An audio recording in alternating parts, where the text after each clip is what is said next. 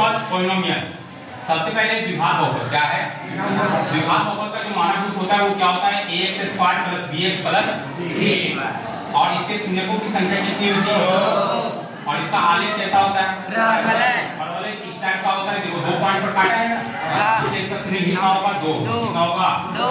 अब द्विघात बहुपद में एक रिलेशन होता है शून्याकों एवं गुणाकों के बीच संबंध, है ना? याद रखना शून्यकों का योग alpha plus beta equal to क्या होता है? Minus beta a। और शून्यकों का गुणनफल अल्फा इंटू बीटा बराबर क्या होता है?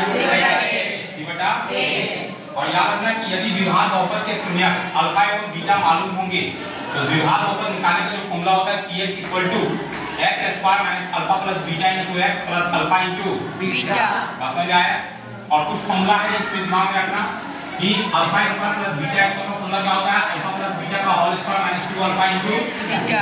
अल्फा क्यूब प्लस बीटा का फॉर्मूला क्या होता है? अल्फा प्लस बीटा का whole cube minus 3 alpha into beta into alpha plus beta. और तीसरा फॉर्मूला याद रखना अल्फा माइनस बीटा का होता है root under alpha plus beta का whole square minus 4 alpha into beta. इतना फॉर्मूला को अगर द्विघात बहुपद के लिए हम याद रखते हैं इतने कांसेप्ट को तो द्विघात बहुपद में हमको किसी भी तरह का परेशानी नहीं होगा। ठीक है, तो इतना फॉर्मूला को हमको याद रखना है और हम लोग एग्जाम्पल का प्रैक्टिस करते हैं। ठीक है।